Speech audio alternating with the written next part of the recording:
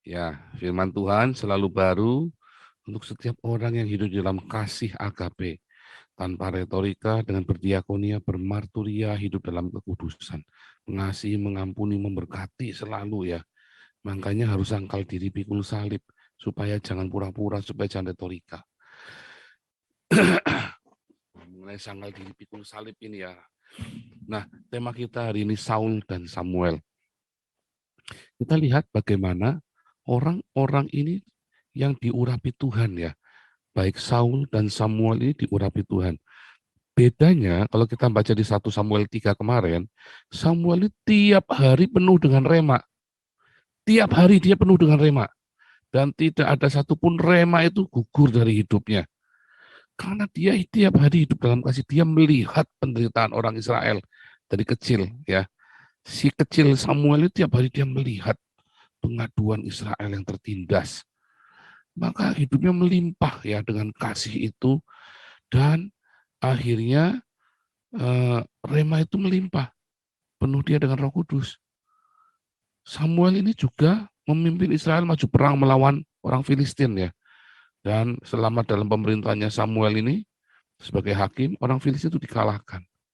Tapi kemudian seperti biasa, orang-orang ini, orang-orang durhaka, orang yang sudah senang dia lupa sama Tuhan. Nah, suatu ketika mereka minta raja, ya 1 Samuel 8 kemarin kita belajar. Minta raja, dikasih nggak sama Tuhan? Dikasih, ya, dikasih. Seringkali kita kan mau pakai jalannya kita sendiri kan. Nah, kita mau jalannya kita sendiri, dikasih sama Tuhan. Sertai. Waktu saya bilang sama Tuhan, Tuhan, saya ini full time, tapi dari kecil saya miskin Tuhan. Saya pengen rasa minder. Anda tahu kalau orang seumur hidup miskin itu nggak enak ya, nggak enak. Dia nggak pernah tahu rasanya punya duit banyak. Terus saya doa batin. Doa itu Anda batin, nggak usah Anda doa puasa, nggak usah. Anda membatin di dalam kekudusanmu, di dalam perenunganmu. Itu Anda sedang berdoa. Doa itu kenapa harus Anda ucapkan kayak tadi biasanya kita ucapkan supaya yang lain dengar apa yang menjadi harapan di hatimu, apa yang menjadi doa di hatimu, makanya diucapkan dalam doa syafaat kita. Ya, ini saudara-saudara yang bertanya kok doanya pakai begitu. Loh, kalau nggak diucapkan bagaimana kita bisa sepakat apa yang diinginkan hati setiap orang? Ya, makanya doa itu diucapkan kalau lagi rame-rame. Oh, lagi sendiri mah dalam hati saja. Ya, Anda membatin itu, ya, batin itu Anda sedang berdoa. Ya. Nah, sama ya, saya juga batin dulu, Tuhan, aku minder Tuhan. Setiap kali ketemu gini minder, apa dikit minder. Karena saking miskinnya dulu ya. Memang saya pandai ya, waktu saya udah kuliah, wah saya selalu top gitu ya. Orang-orang, saya dong asisten dosen aja 4 mata kuliah ya. Nah, tetapi rasa minder itu tetap ada. Sehingga akhirnya Tuhan izinkan saya masuk dunia sekuler.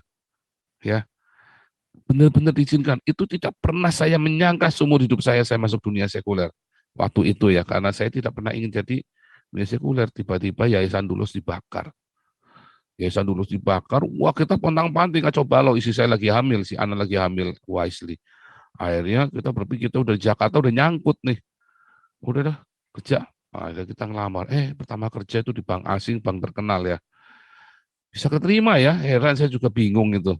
Ya, ajaib, padahal yang daftar itu ada yang dari mana-mana ya. Tapi yang keterima saya. Nggak tahu kenapa yang keterima saya. Tapi udah gitu, ya itu tadi ya. Tuhan mulai angkat, karir itu mulai lancar, semua yang dikerjakan berhasil. Saya merasakan itu pengurapan ya. Serius. Saya merasakan setiap saya tuntun ya. Itu bayangin saya itu lulusan dari pertanian, saya bisa kerja di bank asing yang besar ya, dan gaji saya lebih besar daripada orang yang lulusan dari Australia. So, bayangin, gaji saya lebih gede daripada yang lulusan 3 kali. Jadi saya naik gaji pertama kecil, saudara, UMR-nya Jakarta, gaji pertama, UMR Jakarta serius. Gaji setahun itu 3 kalinya. langsung naik 3 kalinya. Lalu saya pindah ke perkebunan. Saya pikir saya nggak nyaman kerja di bank, walaupun ilmunya banyak, tetapi ya basicnya saya. Karena saya punya satu mimpi tetap ya untuk pergi masuk perkebunan. Diterima masuk perkebunan, gajinya 5 kalinya daripada di bank itu, saudara. Wah, ngeri, saudara. Tuhan kasih berlimpah yang saya kerjakan. Orang tuh meremehkan saya, tapi Tuhan pimpin ya. Semua yang tak kerjakan di perkebunan itu jadi semua. Bikin pabrik, bikin milling itu ya.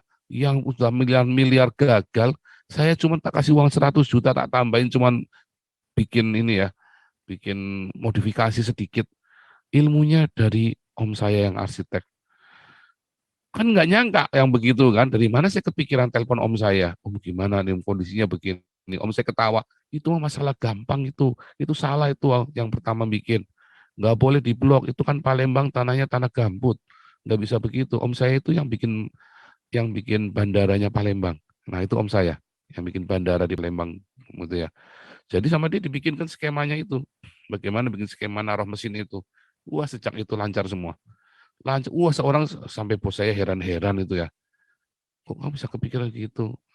Tuh bilang iya nih om saya ngajarin, digambarin semua yang gambar om saya. Wah, dan terusnya, kita bongkar banyak kasus-kasus itu ya waktu itu ya. Dan Tuhan tuntun, Tuhan pimpin, Tuhan sertai, ya, Tuhan izinkan. Kalau Anda minta, kadang-kadang Tuhan kasih loh, ya, dengan suatu maksud. Ketika engkau ingin menjadi raja dalam hidupmu sendiri, engkau ingin membuat kerajaanmu sendiri, kadang-kadang Tuhan kasih loh. Bukan Tuhan mau jerumuskan, tapi Tuhan uji hati kita. Oh Tuhan uji hati saya, setahun lurus, 2 tahun, 3 tahun lurus, hati saya nggak melekat sama uang. Sungguh saudara, begitu ada macam-macam intrik politik segala macam, saya pindah kerja gaji saya pasti lebih gede. Serius ya, pindah kerja saya pasti lebih gede. Setiap kali pindah kerja gajinya lebih gede. Ya sampai gaji puluhan juta itu karena pindah kerja langsung gaji gede ya. Itu saya ngerasakan ya, nggak khawatir hari esok mau pergi kemana, yuk mau makan di restoran tinggal klaim ke kantor. Enak ya, oke restoran tinggal klaim ke kantor aja. Oke kalau saya mau ngajak keluarga supaya bisa klaim kantor, saya ngajak customer saya kan, keluarganya customer saya klaim kantor. Boleh, memang boleh ya, sama siapa saja, sama istri saya Pak perginya. Klaim. Makanya customer saya sama saya loyal-loyal karena kita pendekatannya family kan. Saya pendekat mereka itu kita ajak kenalan sama istrinya dia, kenalan main apa anaknya saya main sama anaknya dia. Jadi semua customer saya pasti loyal dengan saya. Karena sungkan kan. Sungkan itu tadi kekeluargaan. Nah, Tuhan izinkan semua itu terjadi dan Tuhan buat sukses. Sampai suatu ketika saya bosan untuk hidup kudus. Nah itu cilaka, saudara. Itu masalahnya bosan hidup benar. Karena saya lihat teman-teman saya yang hidupnya nggak benar, juga karirnya seperti saya, bukan banyak, ada.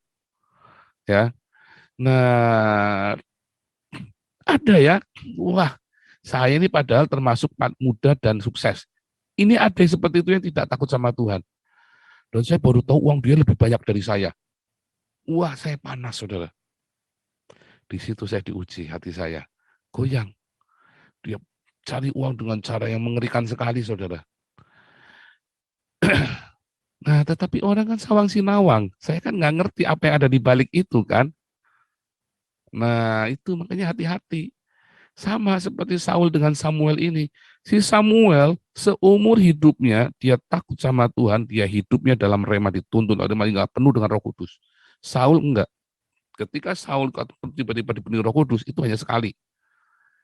Itu hanya sekali tuh Saul dipenuhi Roh Kudus. Ya, dia begitu melihat orang Israel tertindas, maka dia tergerak dengan belas kasihan. Dan dia mendapat logos dari Samuel. Dan logos itu ketemu dengan belas kasihan, dengan agape. Jadilah rema.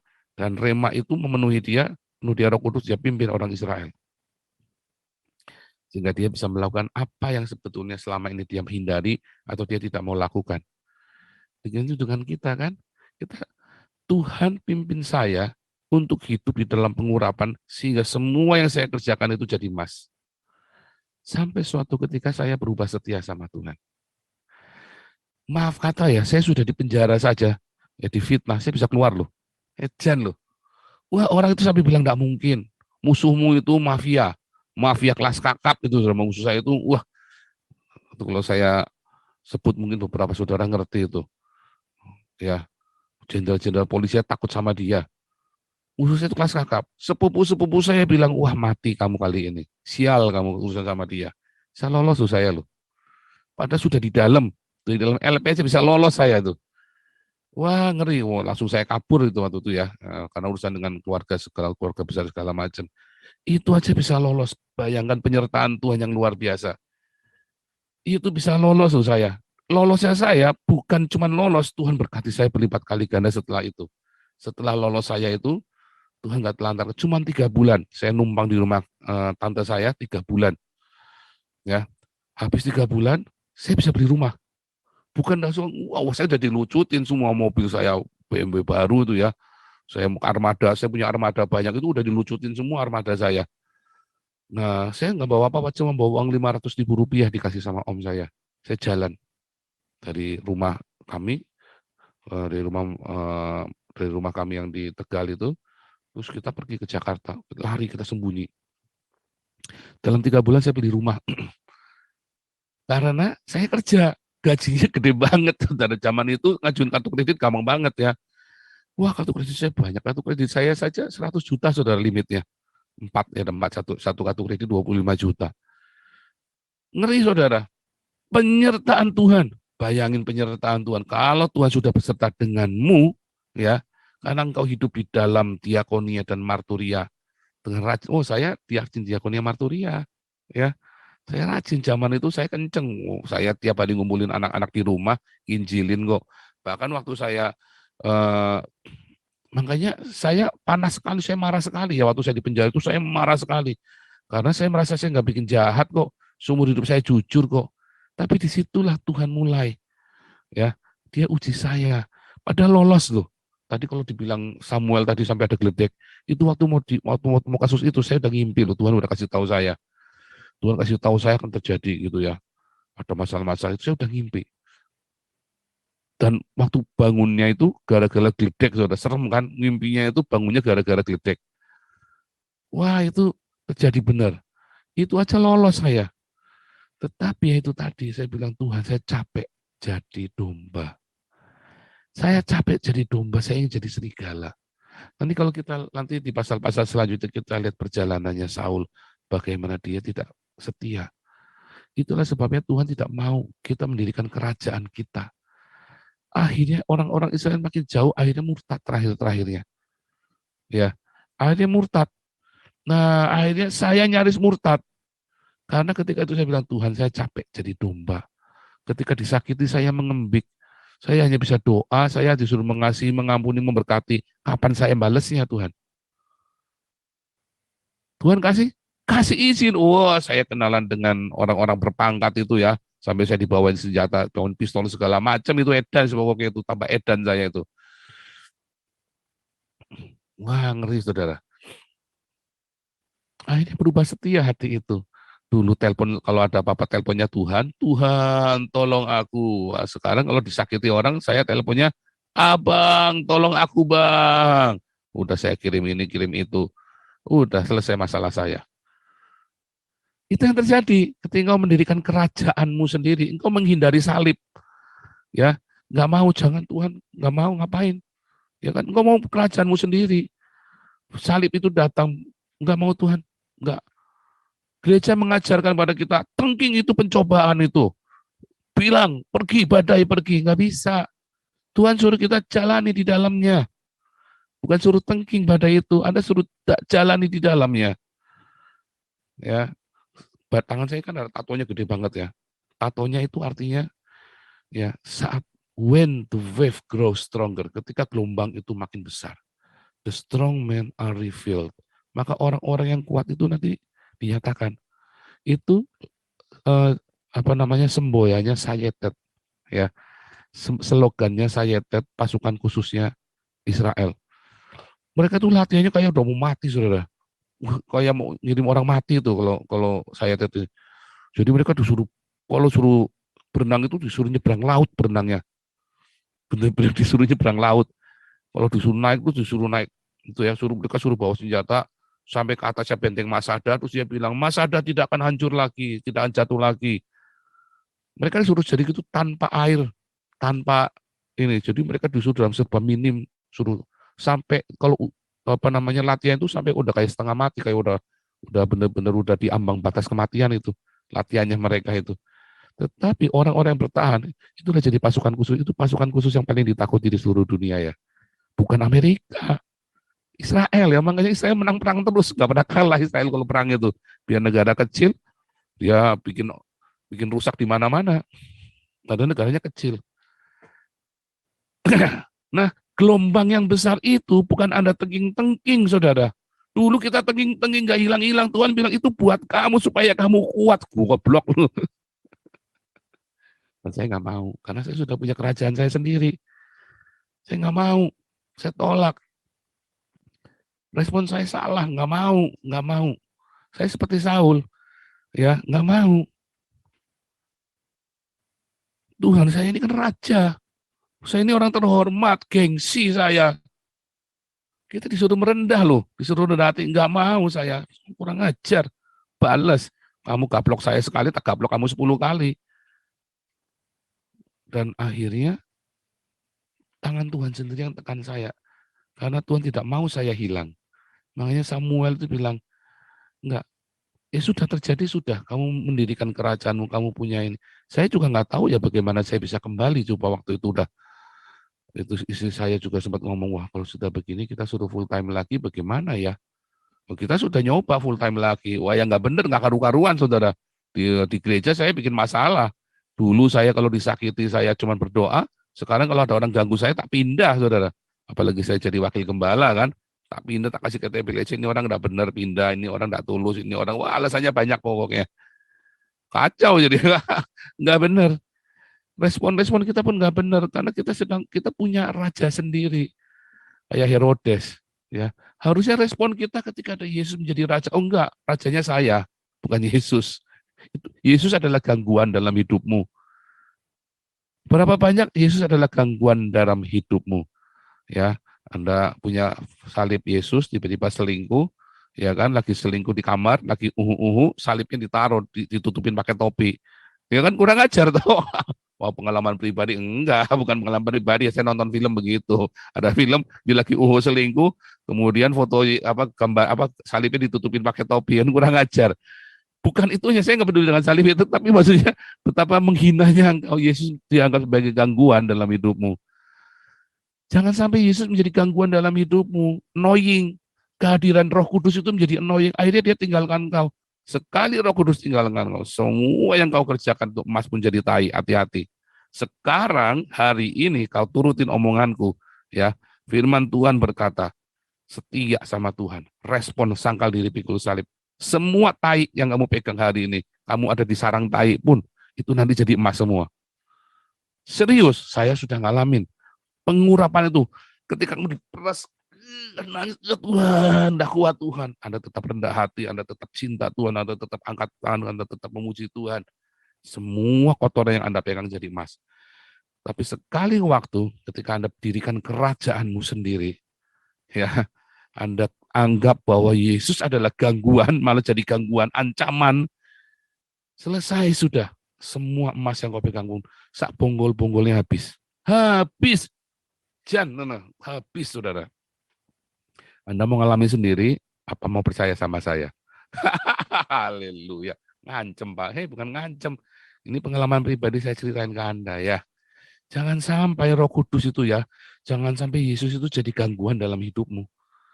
Engkau merasa terganggu dengan kehadiran Yesus gara-gara kamu punya uang banyak, pengen mangkal di Alexis, pengen selingkuh, Anda pengen macam-macam. Wah, serem. Ya, kiranya rema dari Tuhan Yesus pagi hari ini membuat engkau tetap setia dengan salibmu. Sangkal diri pikul salib, nikmati. Daripada nanti bukan pikul salib Anda ya malah nggak karu-karuan. Nikmati ya. Waktu Anda jadi domba ngembik, orang merendahkan dirimu. Sekalipun kepalanya pun Anda bisa beli. Nggak usah ngomong, diem aja. Ya, berkati, ampuni. Jangan takut orang mau singkirkan kamu, orang mau fitnah kamu, biarin saja. Itu ya. Haleluya, Tuhan Yesus memberkati.